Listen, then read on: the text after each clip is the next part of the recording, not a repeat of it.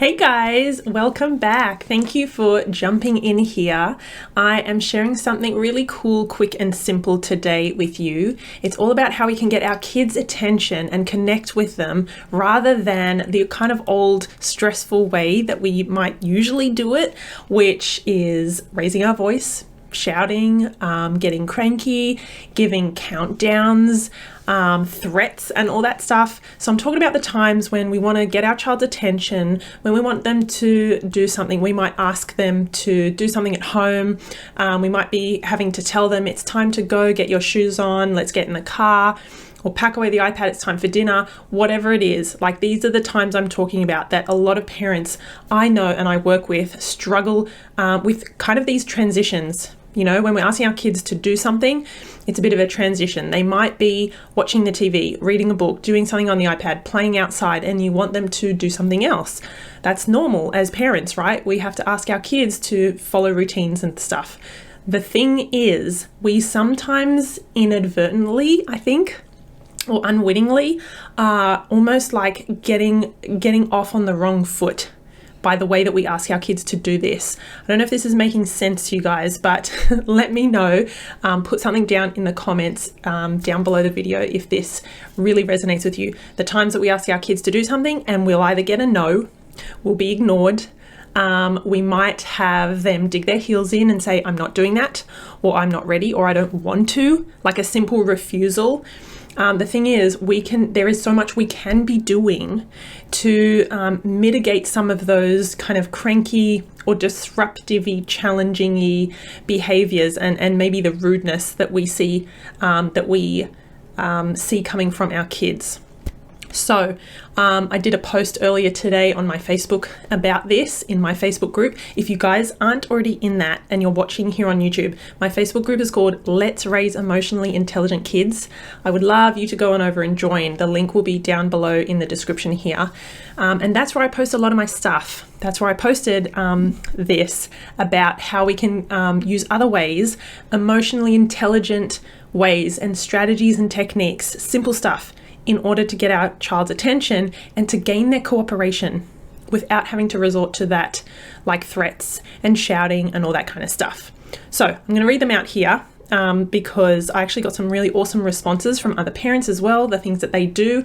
And a lot of parents replied to this post saying that it was really helpful, quick, simple, easy things, such a good reminder. So here we go. I wrote down, like in my post, don't forget there are so many creative ways that we can get our child's attention other than just calling them or raising our voice. So some of the ways are, you can tickle the back of their neck, come up behind them, give them a little tickle or a neck rub or something to get their attention.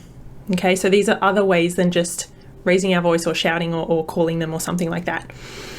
Giving them a little massage. I often do that to my kids. I'm like, hey, and I give them a little squeezy massage, and that gets their attention in a nice, fun, playful way. Ruffling their hair, of course, that's an easy one. Asking if they want to hear a joke. Like, we need to bring back some of the playfulness into parenting. Ask them if they want to hear a joke. Have a silly joke or a joke that's not even a joke. You can weave in what you want them to do. Hey, did you hear about the kid who never made his bed? You know, you can make silly jokes out of things that you wanting to ask your child to do. You could you could put on sunglasses and use a silly voice. And I actually did that this morning with my kids. I was just putting my sunnies away in my handbag and I was like, you know what? I just put them on, did a funny thing, and it grabbed their attention. Like it injects some playfulness and some fun. Start tapping a beat or dancing and then speak, or even speaking to your own beat, like just something different and unusual to grab their attention. Speak backwards and ask if they can guess what you're saying. That's another funny one. Ask them to help you with a problem that relates to what you're asking them to do. So I'll often say, hey buddy, I've got a problem.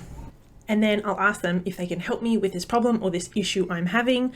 I'm going to help them as well. I'm not just going to assume for them to do what I'm asking at the time I'm asking with no help or no reason, right?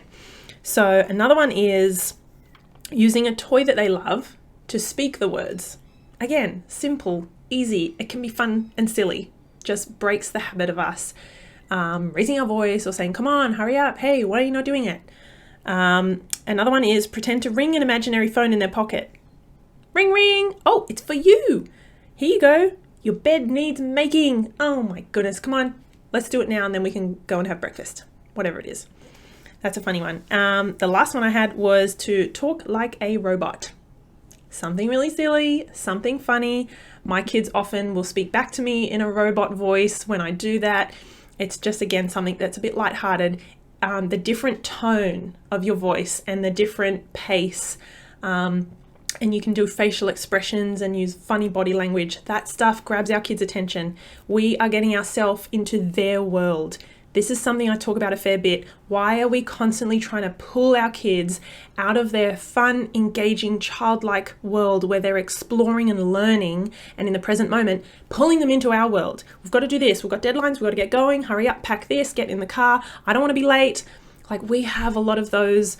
We know our busy schedule, right? We have a lot of routines and rules and things like that. I'm not saying to totally let go of all our routines and rules and structure. No, we still have boundaries and limits and things, but we can just get into our child's world, be a little bit more playful, a bit funny, silly, make jokes and things like that, and bring the playfulness back to parenting.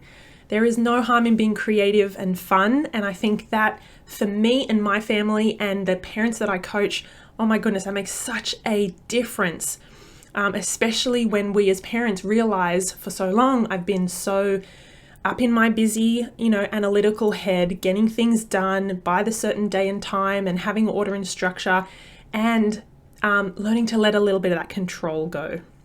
So I would love to know some other ideas of what helps you connect with your kids in a way that gains their cooperation and helps them to listen to you, rather than, like I said, the old way of us raising our voice, getting frustrated, not being heard the first time and then thinking that's so disrespectful. Like, just really understanding our child from their point of view, going into their world and jumping into their world a little bit, right? Having a balance there. So put your comments down below. I really would love to hear them. As I said before, join the Facebook group. This is where I'm posting heaps all the time about raising emotionally intelligent kids and how we can do that.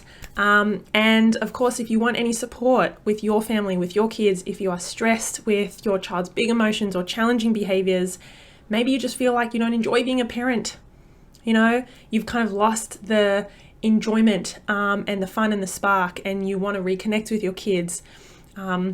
Or they are having those big, challenging, disruptive behaviors, let me know. Reach out to me. This is the stuff I love doing. It's the stuff I love helping parents with, and I love seeing the transformation that happens in families, right? Brings the calm energy back to the home and the understanding and the joy. So you can always find me over at my website and reach out to me there, stephaniepinto.com. Very simple.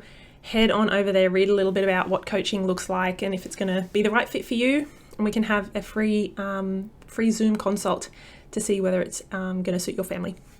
All right, that's it from me, guys. Thank you, and I'll see you next time. Bye.